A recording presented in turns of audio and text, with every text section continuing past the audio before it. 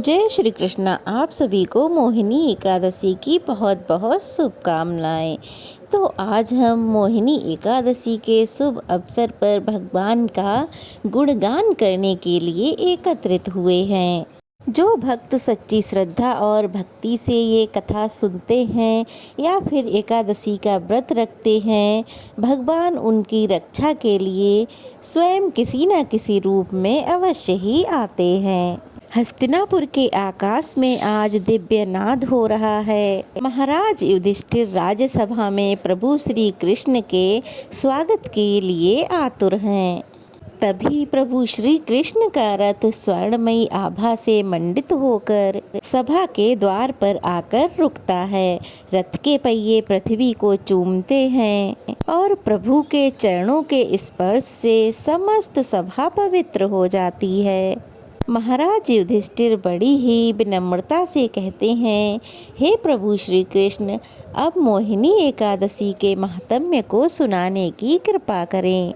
तब श्री कृष्ण कहते हैं, हे राजन, यह व्रत सभी प्रकार के मोह को हरने वाला है, पापों को जलाने वाला और पुण्य फल देने वाला है। इस महात्म्य को सुनने से सभी पाप नष्ट हो जाते हैं। बैसाख मास के शुक्ल पक्ष में पड़ने वाली एकादशी को मोहिनी एकादशी कहा जाता है। तो चलिए हम इसकी कथा शुरू करते हैं।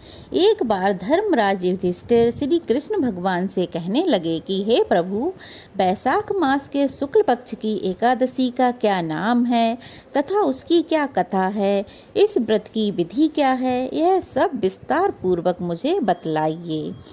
तब भगवान श्री कृष्ण ने कहा कि हे धर्मराज, मैं आपसे एक कथा कहता हूँ जिसे महर्षि वशिष्ठ ने श्री रामचंद्र जी से कही थी।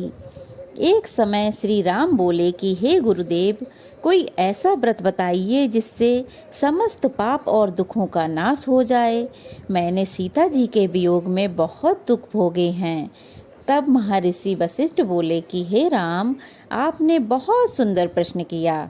आपकी बुद्धि अत्यंत शुद्ध तथा पवित्र है। यद्यपि आपका नाम स्मरण करने से मनुष्य पवित्र और शुद्ध हो जाता है, तो भी लोकहित में यह प्रश्न बहुत अच्छा किया है। बैसाख मास में जो एकादशी आती है उसका नाम मोहिनी एकादशी है।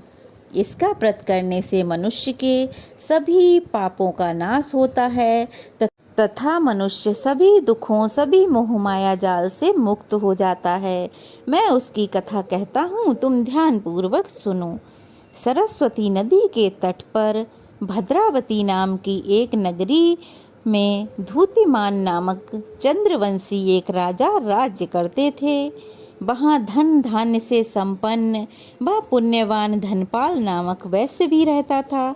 वह अत्यंत दयालु, धर्मात्मा और विष्णु भक्त था। उसने नगर में अनेक भोजनालय, प्याऊ, कुएं, सरोवर, धर्मशाला, बहुत चीज़ें बनवाई थीं।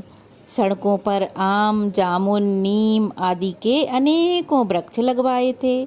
उसके 5 पुत्र थे, सुमना, सुबुद्धि, मेधावी, सुकृति और धृष्टबुद्धि। इनमें से 5वां पुत्र धृष्टबुद्धि बहुत पापी था। वह पितर आदि को नहीं मानता था। वह वैश्या, दुराचारी मनुष्यों की संगति में रहकर जुआ खेलता और पर स्त्री के साथ भोग विलास में लगा रहता तथा मांस मदिरा का भी सेवन किया करता था। इसी प्रकार से उसके अनेकों कुकर्मों से वह पिता के धन को नष्ट करता रहता। इन्हीं कारणों से त्रस्त होकर उसके पिता ने उसे एक दिन घर से निकाल दिया। घर से बाहर निकलने के बाद वह अपने गहने कपड़े बेचकर अपना निर्वाह कुछ दिनों तक तो करता रहा। जब सब कुछ नष्ट हो गया, उसके पास कुछ नहीं बचा, तो वैश्या, दुराचारी साथियों ने भी उसका साथ छोड़ दिया। अब तो वह भूख और प्यास से अति दुखी रहने लगा। उसका कोई सहारा नहीं था। अब उसके पास कोई साधन नहीं था, कोई सहारा नहीं था, तो वह चोरी करना सीख गया। एक बार वह पकड़ा गया तो वैश्य का पुत्र जानकर चेतावनी देकर छोड़ दिया गया, परंतु बार बार ऐसा करने पर कोई नहीं छोड़ता है। दूसरी बार जब वह पकड़ा गया तब राजा जी की आज्ञा से इस बार उसे कारागार में डाल दिया गया। कारागार में उसे अत्यंत दुख दिए गए। बाद में राजा ने उसे अपनी नगरी से निकाल दिया। वह नगरी से तो निकलकर वन में चला गया। वहाँ वन पशु पक्षियों को मारकर खाने लगा। कुछ समय पश्चात वह बहेलिया बन गया और धनुष बाण लेकर पशु पक्षियों को मार मार कर खाने लगा। एक दिन भूख प्यास से व्यथित होकर वह खाने की तलाश में घूमता हुआ कौंडिल्य ऋषि के आश्रम में पहुंच गया। उस समय बैसाख मास था और ऋषि गंगा स्नान करके आ रहे थे। उनके भीगे वस्त्रों के छींटे उस पर जाने कैसे जाकर पड़ गए। उसे उन छींटों के पड़ने से कुछ सद्बुद्धि प्राप्त हुई। वह कौंडिल्य मुनि से हाथ जोड़कर कहने लगा कि हे मुने, मैंने जीवन में बहुत पाप किए हैं।